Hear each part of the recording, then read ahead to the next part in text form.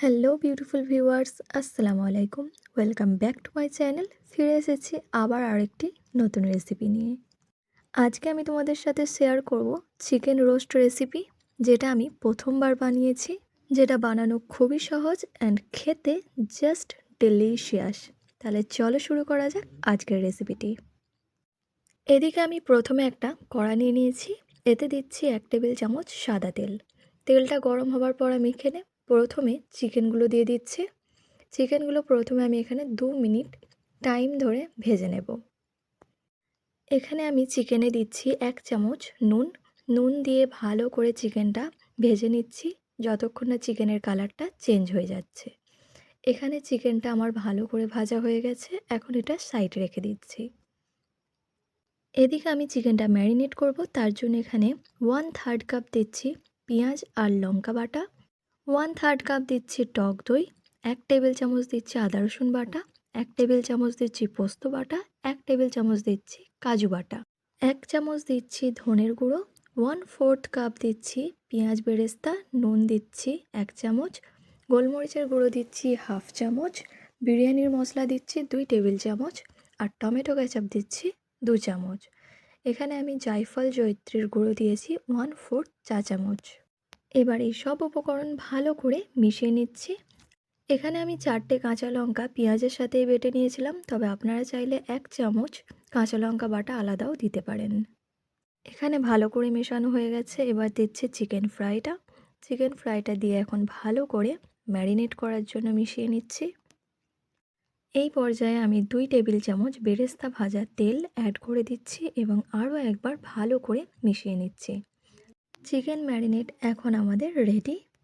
আপনারা চাইলে এই চিকেনটা ওভারনাইট রেস্টেও রাখতে পারেন।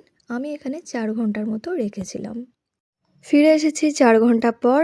এখানে আমি একটা কড়াই নিয়ে নিয়েছি। কড়াতে এখন দিয়ে দিচ্ছি 1/4 কাপ সাদা তেল। সাদা তেলটা দেবার পর এখানে আমি ফোড়ন দিচ্ছি। দুটো দিচ্ছি শুকনো লঙ্কা, তেজপাতা 2টো, এলাচ 1টা, লবঙ্গ 3টে আর দালচিনি দিচ্ছি 3টে। এবার দিচ্ছি ম্যারিনেট করা চিকেনগুলো দেবার পর এখন খুবই আলতো হাতে ভালো করে চিকেনগুলো কষিয়ে নেব। এই সময় গ্যাসের ফ্লেমটা থাকবে হাই টু মিডিয়ামে।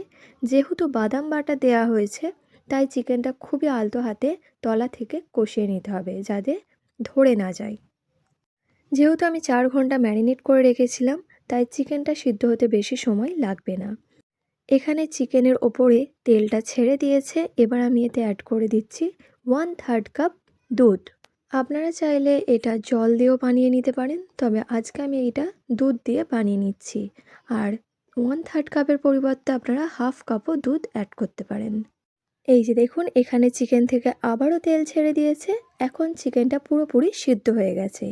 এবার আমি লাস্টে এখানে অ্যাড করছি 1 চা চামচ ঘি, 1 চা চামচ দিচ্ছি গোলাপ পানি আর 1 চা চামচ দিচ্ছি কেওড়া পানি আর 1 মুঠো দিচ্ছি পেঁয়াজের বেরেস্তা। এই 4টে উপকরণ লাস্টে অবশ্যই অ্যাড করবেন। ব্যাস, চিকেনটা আরও একবার ভালো করে মিশিয়ে নিচ্ছি। চিকেনটা এখানে আমার ভালো করে মেশানো হয়ে গেছে। এটা এখন রেডি। এখন এটা সার্ভ করে নেওয়ার পালা। তাহলে দেখলেন তো কত ঝটপট তৈরি হয়ে গেল আমাদের আজকের চিকেন রোস্টের রেসিপিটি। চিকেন রোস্ট নামটা শুনলেই মনে হয় কত কঠিন একটা রান্না, কিন্তু সত্যি বলছি আজকের এই রেসিপিটা আমি প্রথমবার বানিয়েছি আর এত সুন্দর হয়েছিল যে আপনাদেরকে বলে বোঝাতে পারবো না। তাই আপনারাও দেরি না করে এই রেসিপিটা অবশ্যই একবার ট্রাই করবেন। আশা করছি আমার আজকের রেসিপিটি আপনাদের ভালো লেগেছে। ভালো লাগলে অবশ্যই আমাকে কমেন্টে জানাবেন। আজকের জন্য এতটাই। ফিরে আসবো আবার আরেকটি নতুন রেসিপি নিয়ে। আল্লাহ হাফিজ।